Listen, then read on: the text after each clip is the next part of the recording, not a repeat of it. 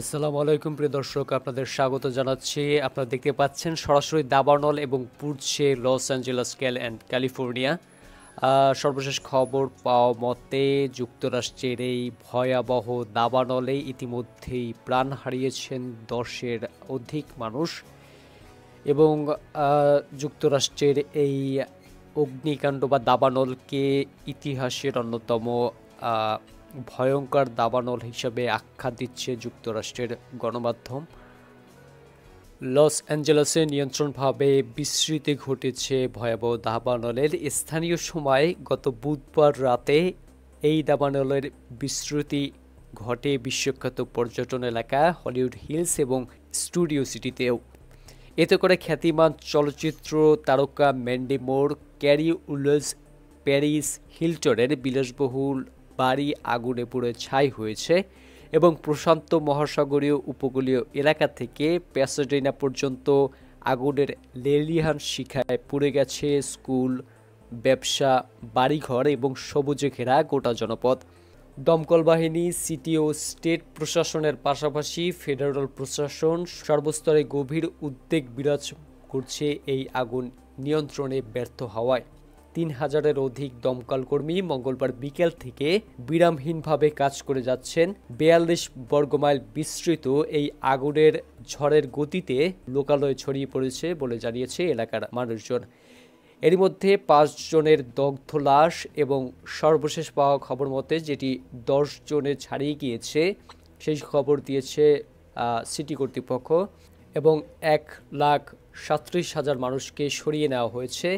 দাবানল নিয়ন্ত্রণের সমস্যা দেখা গিয়েছে পানি সরবরাহে এবং সংকট পরিলক্ষিত হওয়ায়। এ অবস্থায় president Joe Biden Los Angeles সফর করছেন বুধবার।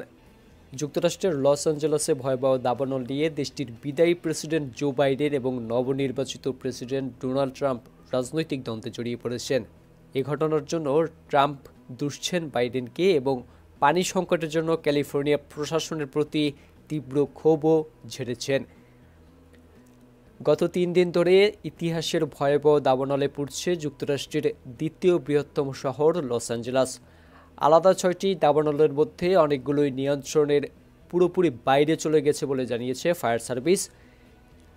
হ্যারিকেন তীব্রতার বাতাস, শুষ্ক আবহাওয়া এবং পানির চাপ কম থাকায় আগুন নেভাতে হিমশিম খাচ্ছে দমকল কর্মীরা। আগুনের তীব্রতা দেখে তা নিয়ন্ত্রণ করার বদলে সাধারণ মানুষকে সরিয়ে নেওয়ার কাজ করেছেন বেশ কিছু ফায়ার ফাইটার। ফলে হতাহতের সংখ্যা বেশ কম হয়েছে। লস অ্যাঞ্জেলেসের ফায়ার সার্ভিসের প্রধান অ্যান্থনি ম্যারান বৃহস্পতিবার একটি সংবাদ সম্মেলনে বলেন, আগুন নেভাতে যুক্তরাষ্ট্রের আরও 6 অঙ্গরাজ্য থেকে ফায়ার সার্ভিসের কর্মীদের ক্যালিফোর্নিয়ায় আনা হয়েছে। আগুন নেভানোর কাছে নতুন সমস্যা হিসেবে দেখা দিয়েছে পানি। প্যাসিফিক প্যালিসেডস এলাকার কিছু আগুন নেভানোর জন্য পানি সরবরাহের হাইড্রেন্ট শুকিয়ে গিয়েছে। লস অ্যাঞ্জেলেসে 2 লাখেরও বেশি বাসিন্দাকে নিরাপদ অবস্থানে সরিয়ে নেয়ার পরিকল্পনা করা হয়েছিল এবং যেটি আসলে বাস্তবায়ন করা হয়েছে পরবর্তীতে। লস অ্যাঞ্জেলেসের 2 লাখেরও বেশি বাসিন্দাকে নিরাপদে সরে যেতে বলা হয়েছিল। স্থানীয় সময় বুধবার সন্ধ্যায় আগুন দেখা যায় চলচ্চিত্রের জগতের তীর্থস্থান যেটাকে বলে, আসলে সেটি হলিউড এবং আগুনে হলিউডে বেশ কয়েকজন হলিউড তারকারও বাড়ি পুড়ে গিয়েছে। বিখ্যাত হলিউডের সাইনবোর্ডের বেশ কাছাকাছি আগুনের শিখা দেখতে পেয়ে আতঙ্কিত হয়ে পড়েন লস অ্যাঞ্জেলেসের মূল শহরের বাসিন্দা। ওই এলাকায় বেশিরভাগ বাংলাদেশিদের বসবাস রয়েছে। এ পর্যন্ত তারা নিরাপদে আছেন বলে জানা গিয়েছে। আগুনে ভস্মীভূত হয়ে বাড়িঘরে লুটপাট করার খবর পাওয়া গিয়েছে এবং এই চরম সংকটেও যারা লুটপাট করেছে তাদের কোনো ছাড় দেওয়া হবে না বলে জানিয়েছে লস অ্যাঞ্জেলেসের পুলিশ কর্মকর্তা। তিনি বলেন, লুটপাটের ঘটনায় এরই মধ্যে 20 জনকে গ্রেফতার করা হয়েছে। আগুনে এ পর্যন্ত লস অ্যাঞ্জেলেসে প্রায় 2000 অবকাঠামো ধ্বংস হয়েছে। এর মধ্যে $100 কোটি বাড়িও রয়েছে। বিদ্যুৎ বিচ্ছিন্ন হয়ে পড়েছে অন্তত 3.5 লাখ বাড়িঘর ও ব্যবসা প্রতিষ্ঠান। দাবানলে এ পর্যন্ত 50 বিলিয়ন বা $5,000 কোটি বেশি ক্ষতি হয়েছে বলে ধারণা করা হচ্ছে। এদিকে হোয়াইট হাউসে এক ব্রিফিংয়ে বিশেষ ফেডারেল ফান্ড থেকে দাবানলে ক্ষতিগ্রস্তদের সহায়তার প্রতিশ্রুতি দিয়েছেন মার্কিন প্রেসিডেন্ট জো বাইডেন। দাবানলের কারণে বাতিল করেছে ইতালি সফর। আগুনের দাহ থেকে বের হওয়া সূক্ষ্ম কণা অনেক দূর যেতে পারে।